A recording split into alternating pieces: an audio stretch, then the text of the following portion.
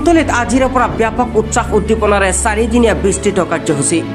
কুন্তলী স্বৰ্ণ শাখা সাহিত্য সভাৰ দ্বিবাৰ্ষিক অধিৱেশন গ্ৰন্থ বাণিজ্য মেলা আৰম্ভ। কামৰূপ জিলাৰ নৱগঠিত চমৰীয়া সমষ্টিৰ কুন্তলীত আজিৰে পৰা ব্যাপক উৎসাহ উদ্দীপনাৰে 4দিনীয়া বিস্তৃত কাৰ্যসূচী হাতত লৈ কুন্তলী স্বৰ্ণ শাখা সাহিত্য সভাৰ উদ্যোগত আয়োজিত দ্বিবাৰ্ষিক অধিৱেশন গ্ৰন্থ বাণিজ্য মেলা আৰম্ভ কৰা হয়। সেই উপলক্ষে কুন্তলী উচ্চতৰ মাধ্যমিক বিদ্যালয় খেলপথাৰত ৰাতিপুৱা পতাকা উত্তোলন কাৰ্যসূচীৰে শুভাৰম্ভ কৰা হয়।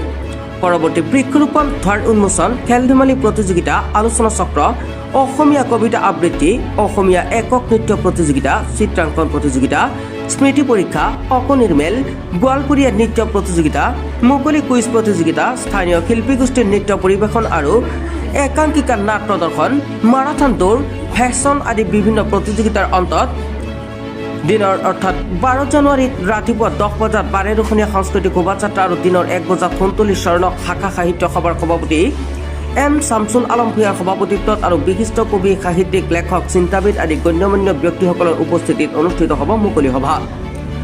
অধিৱেশনখনিত সমূহ ৰাইজৰ উপস্থিতি আৰু সহায় সহযোগিতা আন্তৰিকতাৰে কামনা কৰিছে আয়োজক সমিতিয়ে। যথেষ্ট পৰিমাণে আমি বিপুল সঁহাৰি পাইছোঁ।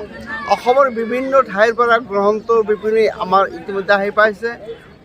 বাণিজ্য মেলাৰ লগত সংগতি ৰাখি আমি অন্যান্য বিভিন্ন ধৰণৰ আমোদজনক দোকান পোহাৰ আহিছে।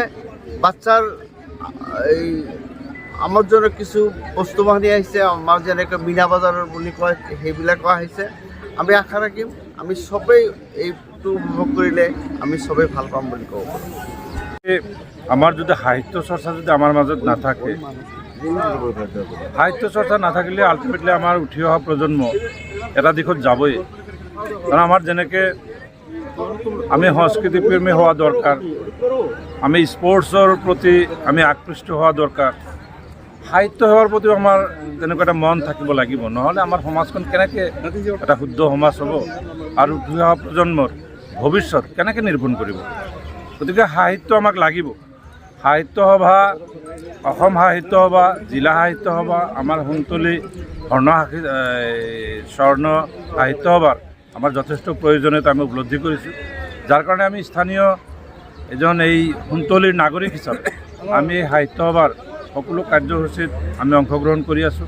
আৰু ইয়াত যিটো গ্ৰন্থ আৰু বাণিজ্য মেলা অনুষ্ঠিত হৈ আছে, এই গ্ৰন্থ আৰু বাণিজ্য মেলা মই আশা কৰিছোঁ যে আমাৰ অঞ্চলস্থ যিখিনি উঠি অহা প্ৰজন্ম আছে, এই গোটেই প্ৰজন্মৰ মাজত এটা বিস্তাৰিত এটা অভিজ্ঞতা তেখেতসকলৰ আহিব যে সাহিত্য, দৰ্শন আৰু অধ্যয়ন এইবিলাক যদি নাথাকে আমাৰ সমাজটো আল্টিমেটলি মোবাইলৰ ফালে গৈছে মানে যাবই।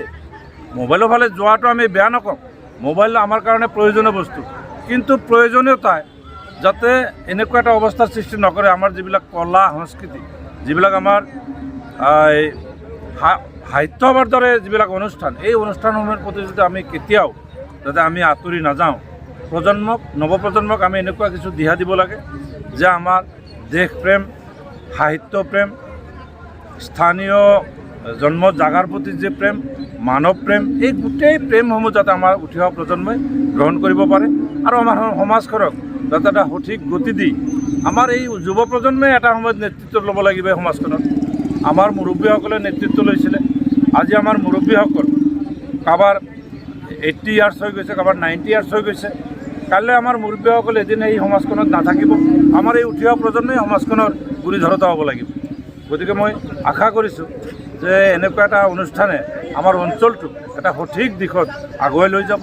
আৰু যিসকল উদ্যোক্তাই আজি সাহিত্য সভাৰ যোগেদি ইয়াত গ্ৰন্থ আৰু বাণিজ্য মেলাৰ আয়োজন কৰিছে, মই তেখেতসকলক আন্তৰিকভাৱে ধন্যবাদ যাচিছোঁ, কৃতজ্ঞতা যাচিছোঁ যে তেখেতসকলৰ এই প্ৰয়াস এটা সঠিক অৰ্থত, সঁচা অৰ্থত যাতে আমাৰ অঞ্চলটোত প্ৰভাৱ পেলায় তাৰ কামনা কৰিছোঁ। কুন্তলীৰ পৰা আবুল কাশেমৰ ৰিপৰ্ট, আছাম লোকেল নিউজ।